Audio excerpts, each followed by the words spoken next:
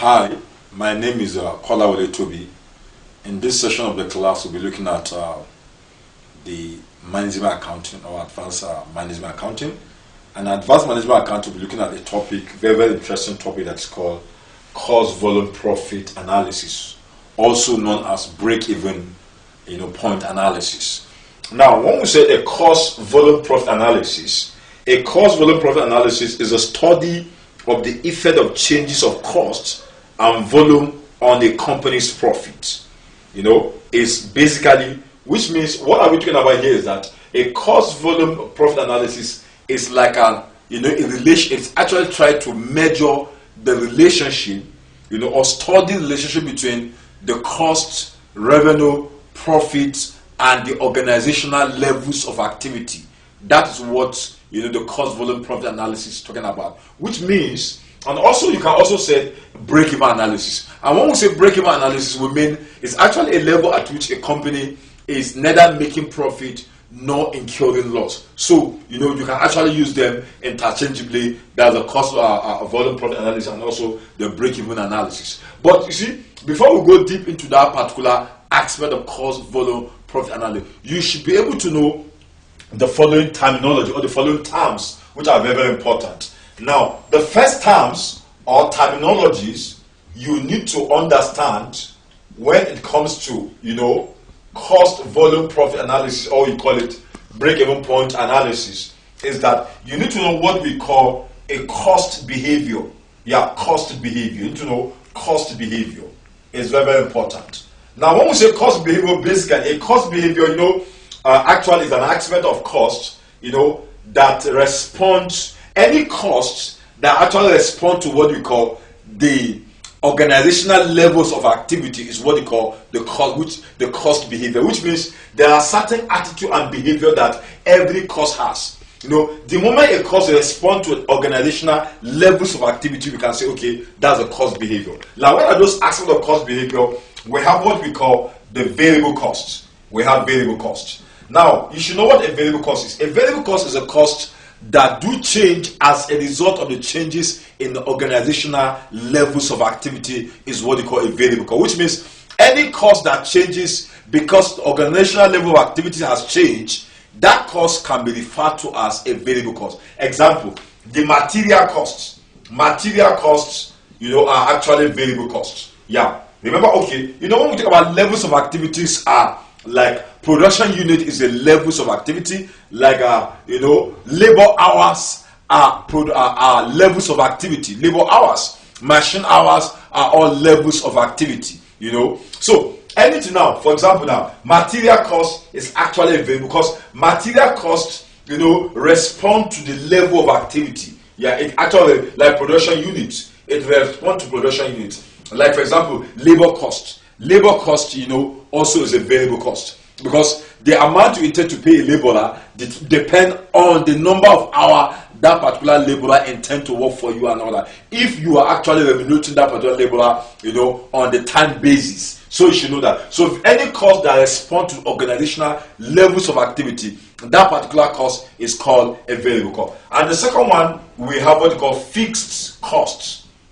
Now, fixed costs are those costs that does not respond to organizational levels of activity, which means even whatever cost you incur, that cost, whether the levels of activity increase or decrease, that cost remain the same thing. We call them a fixed cost. For example, maybe depreciation, provision for depreciation can be a fixed cost. Why? Because whether you produce or you don't produce, you must actually depreciate your asset. Your assets are aging, and you have to calculate depreciation on those assets and all that. Like for example, rent. Rent can also be what they call a fixed cost, because whether you use your the place where you are actually doing your whatever activities you are doing, you are supposed to pay rent and all that. Then the third one is what they call the semi-variable, or you call it semi-fixed cost. Semi-fixed cost.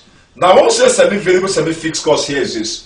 Now, basically, any cost that has an element of variable and fixed cost, that cost can be referred to as a semi-variable or a semi-fixed, or we call it a step cost. any cost that has an element of fixed and variable cost, that cost can be referred to as, variable or step cost, or semi-variable, or semi-fixed cost. So these are the costs you have to understand before you can actually move forward. They are very, very important when it comes to what they call cost volume profit analysis. So remember, as I said earlier, I said cost volume profit analysis is like a study of the relationship between costs, profits, revenue, and the organizational levels of activity is what you call the cost profit analysis. Okay, now we also now want to look at what are the assumptions. What are the assumptions of what they call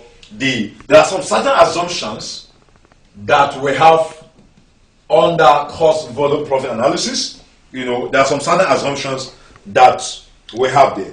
For example, under the assumptions of cost volume profit analysis is that it is assumed that the behavior of both costs and revenue is linear throughout the relevant range of activity index. Yeah, so that's one of the assumptions of that. Then number two is that all costs can be classified as either variable or fixed with reasonable accuracy, which means under this cost volume profit analysis, a cost can either be classified as a variable or is a fixed cost. It's actually an assumption there. Then the third assumption here is that changes in activity are the only factor that affect costs. Yeah, which means changes in the organizational levels of activity are the only factor that affect costs. Which means any factor that does not, any level of activity that does not, affect costs, that particular level of activity will not be taken into cognizance. Then, of course, number four is that all units produced are sold. Yeah. Then number five is that when more than one type of product is sold, the total sales revenue will be in constant sales mix, which means whenever a company uses more than or produces more than one product, which means the formula you are going to apply to determine the break-even point of that particular product will be different. So that is that. So these are the assumptions we have under break-even point analysis, or we call it cost volume profit analysis. Now the next thing that we want to look at here is what I call the application of this break-even point, or the applications of cost volume profit analysis. Applications of CVP, or you call it break-even point, which means how do you apply the break-even point, or how do you apply this cost volume profits? Now, of course, when now in the application of this CVP here is that now the application now can depend actually if a company produces one product. There's a different application when a company produces more than one product. So what to now look at now, when a company produces a single product. A single product means the company only produces one product. How do you apply cost volume profit analysis or break-even point analysis on that particular product?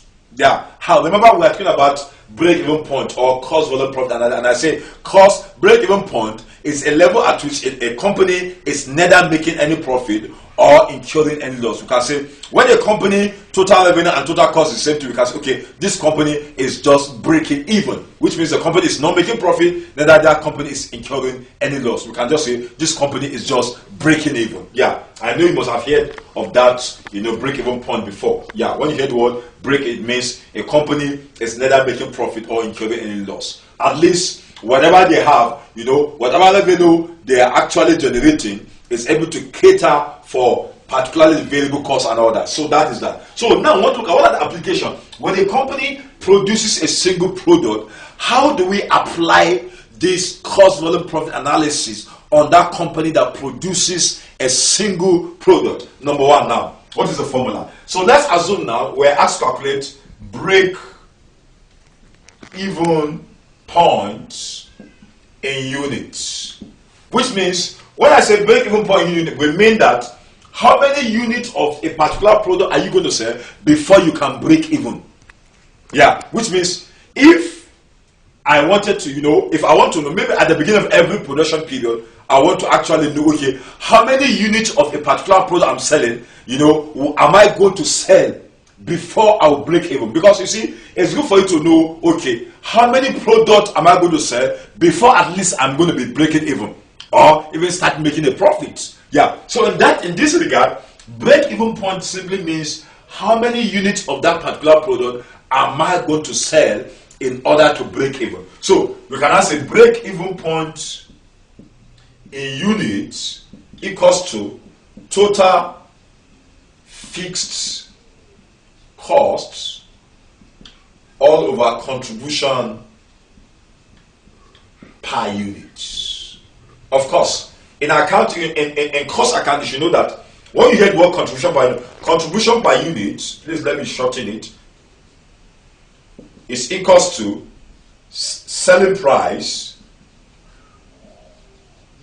minus variable cost.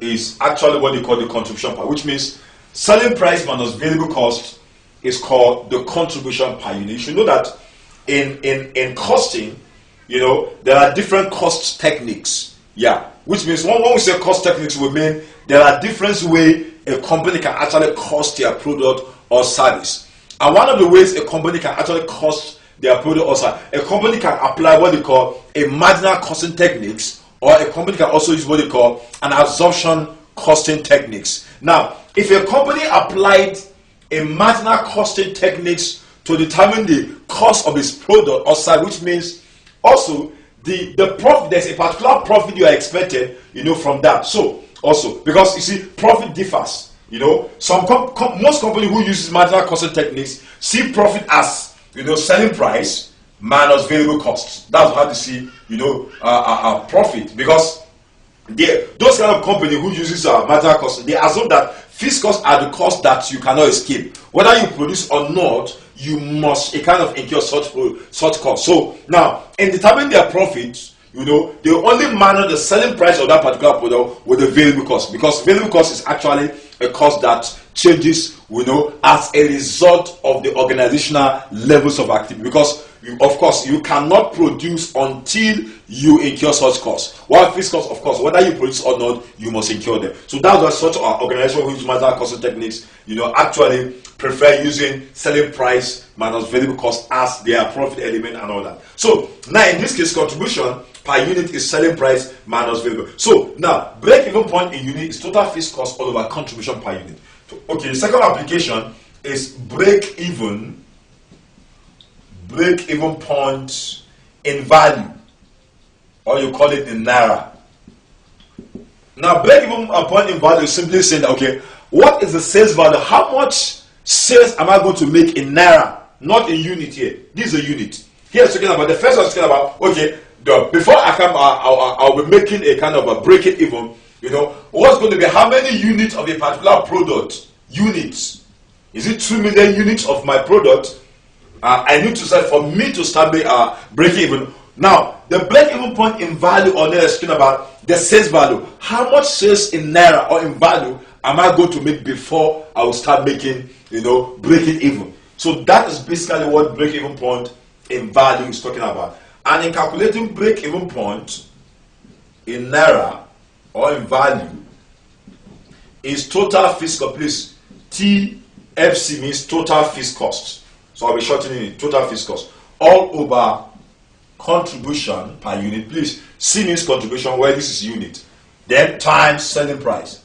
SP means selling price. So for you to determine break even point in value or naira is total fixed cost all over contribution per unit times selling price. So that's how to determine the break even point in value. So the third application now, the third one is talking about the number of units to be sold in order to achieve a targeted profit. That's the third one. Number of units to be sold in order to achieve a targeted profit. What are we talking about here is this. Remember here, the first one we're talking about how many units of that particular product you you need to sell for you to start breaking even? What is the sales value in Naira you need to sell for you to start breaking? Now, here we're looking at, okay, remember, there are times a company can make a projection of a particular profit they intend to make, at the end of the period. Yeah, there are times a company can say, okay, we want to achieve 20 million amount of profit before the second quarter of the year. Yeah, that's a projection. Now, by the time you are making such projection of the profit you intend to make, maybe at the end of a particular period, now, here's talking about what is the number of units, because of course you must sell a particular product before you generate a profit. Yeah, you must sell before you generate profit. So which means here we're talking about, for me to a kind of generate that particular profit I intend to generate, how many units of my product do I need to sell for me to make that profit? For example, let's assume a company projects a profit they intend to make, in a particular period, maybe within 3 months.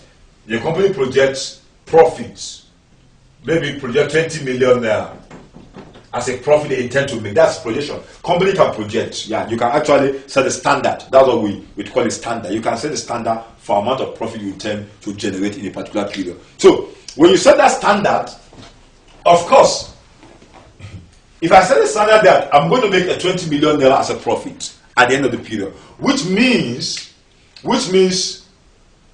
I must have known how many units of my product do I need to sell before I generate this particular 20 million. Maybe, for example, I need to sell up to 40 million units of a particular product before I make 20 million naira as a profit. So that number of units you intend to, the number of units to be sold in order to achieve it. Because if I project 20 million naira and I know that, okay, before I can make a profit of 20 million naira, I must sell up to 40,000 units of a particular product. Anything less than, even if you sold up to 30 million units, you are not going to make this 20 million naira. Why? Because your projection is that you intend to make 20 million naira. But, and for you to make 20 million naira, you must sell up to 40 million units of a product. So, anything less than that means, anything less than sales of 40 million, which means you are not going to make. So here I want to know how many units do we intend to sell